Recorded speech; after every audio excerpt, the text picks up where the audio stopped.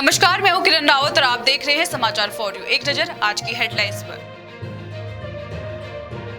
दरभंगा में पीएम मोदी की माता पर अभद्र टिप्पणी। उत्तराखंड भाजपा ने मातृ सम्मान पर हमला करार देकर कांग्रेस से जवाब की मांग की। केंद्रीय वन मंत्रालय की आपत्ति के बाद हल्द्वानी में स्पोर्ट्स यूनिवर्सिटी का निर्माण ठप। खेल मंत्री रेखा आर्या ने कहा कि मुख्यमंत्री धामी जल्द ही केंद्रीय मंत्री से करेंगे मुलाकात। प्रधानमंत्री की पर्वतमाला योजना के तहत उत्तराखंड में बन रहा केदारनाथ रोपवे, अक्टूबर से होगा निर्माण शुरू।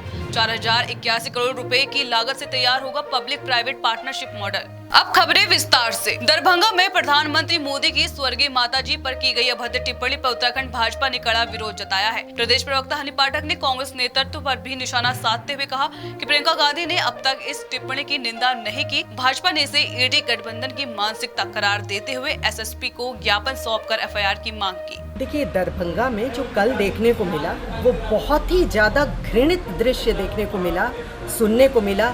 जिस प्रकार से देश के यशस्वी प्रधानमंत्री श्री नरेंद्र मोदी जी की माता जी को, जिनका स्वर्गवास हो चुका है, उनको इतनी घृणित और निंदनीय गाली दी जाती है। और किसके मंच पे? इनके युवराज और शहजादों के मंच पर। राहुल गांधी जी उस समय मंच पर मौजूद थे, आरजेडी नेता तेजस्वी यादव उस समय मौजूद थे। उनके सामने इस तरीके की अभद्र टिप्पणियां करी गई, अभद्र गाली दी गई और उनका मौन साधना ये दर्शाता है कि वो उसमें मौन समर्थन दिए हैं, जो कि हमारा भारतवर्ष किसी प्रकार से बर्दाश्त नहीं करेगा।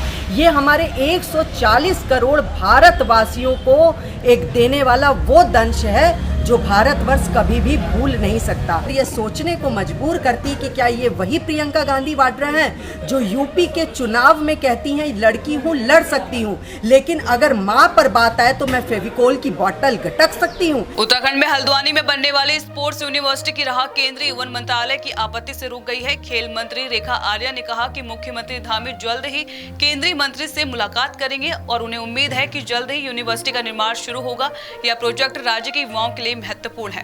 एक आवश्यक कार्रवाई है जिसको लेकर 2 बार फाइलें मूव हुई, लेकिन मूव होने के बाद में कतिपय कई प्रकार के ऑब्जेक्शन के साथ में वापस रिटर्न हुई, क्योंकि संबंधित भूमि जहां पर हमारा गोलापार में स्टेडियम बना हुआ है, वो स्टेडियम और उससे लगती हुई भूमि जो हमें लगभग 38 एकड़ के आसपास में है, वो भूमि हाथी कॉरिडोर के रूप में पंजीकृत है। तो इसलिए उसके हस्तांतरण में थोड़ा समय लग रहा है। लेकिन जैसे मैंने माननीय मुख्यमंत्री से अनुरोध किया और माननीय मुख्यमंत्री ने अपने वक्तव्य में कहा भी है कि वे केंद्रीय वन मंत्री से मुलाकात करते हुए इस विषय के समाधान के लिए वो प्रयासरत है। उम्मीद करती हूँ जल्दी इसका समाधान होगा और स्पोर्ट्स यूनिवर्सिटी का शुरुआत जो है, चाहे वो हम 2025 में है या 2026 की और हम अग्रसर होंगे, मैं समझती हूँ कि कहीं ना कहीं हमको इस 1 वर्ष के मध्य में हमें सफलता मिलेगी। केदारनाथ धाम जाने वाले श्रद्धालुओं के लिए खुशखबरी। सोनप्रयाग से केदारनाथ तक 13 किलोमीटर लंबा रोपवे अक्टूबर से बनना शुरू होगा।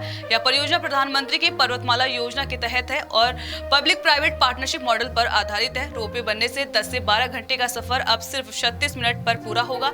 तो उम्मीद कर सकते हैं कि जो इसका कंप्लीशन का ड्यू टाइम है उससे पहले ही जो है ये कंप्लीट हो जाएगी परियोजना। और जहाँ तक सुविधा का सवाल है, जिस यात्रा को करने में लगभग 1 दिन का पूरा समय लग जाता था, बल्कि सच बात तो यह है कि दूर दराज से आने वाले यात्री 2 दिन में ही इसको पूरा कर पाते थे, 1 दिन जाने का और 1 दिन आने का। वो यात्रा अब लगभग 1 घंटे में कंप्लीट हो जाएगी। उत्तराखंड हाईकोर्ट ने नैनीताल में नंदा देवी महोत्सव के दौरान पशु बलि के लिए स्थान चिन्हित करने का निर्देश दिया है। याचिकाकर्ताओं ने मांग की थी कि महोत्सव में बलि के लिए स्लॉटर हाउस बनाने की अनुमति दी जाए, क्योंकि 2010 से मंदिर में पशु बलि पर रोक है।